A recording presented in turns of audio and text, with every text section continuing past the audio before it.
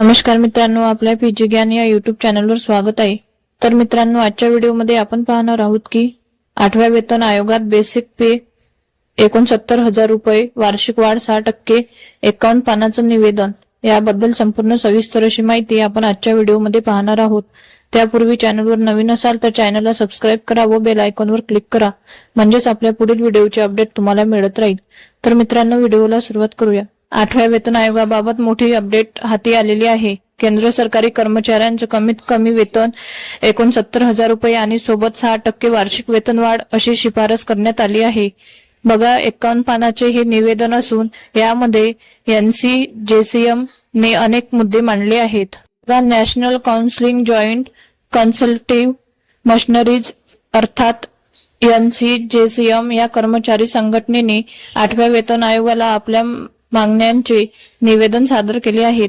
या निवेदनातील मुख्य शिफारसी पुढे आल्या असून केंद्र सरकारी कर्मचारी आणि निवृत्ती वेतनधारक यांच्या वेतन आणि भत्त्यांमध्ये सुधारणा सुचवण्यात आलेल्या आहेत। कर्मचारी संघटनेच्या शिफारसी कोणत्या? बघा, किमान मूळ पगार म्हणजे बेसिक पे 69,000 रुपये करावा। सध्या 7व्या वेतन आयोगाअंतर्गत हा पगार 18,000 रुपये आहे। यासाठी 3.833 चा फिटमेंट फॅक्टर वापरण्याची शिफारस करण्यात आली आहे। सध्या सरकारी कर्मचाऱ्यांना वार्षिक 3% वेतनवाढ मिळते, ही वाढ 6% करावी।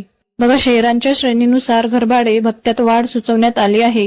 एक श्रेणीतील शहरे मूळ पगारांच्या 40%, Y श्रेणीतील शहरे मूळ पगारांच्या 35%, तर Z श्रेणीतील शहरे मूळ पगारांच्या 30%।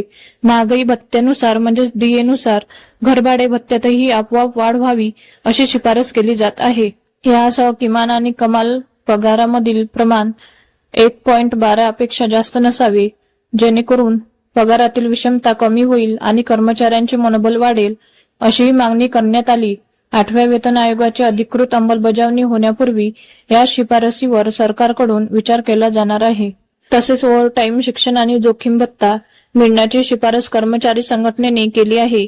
वेतन आयोग आणि केंद्र सरकार याबाबत काय निर्णय घेणार हे पाहणं महत्त्वाचं ठरणार आहे।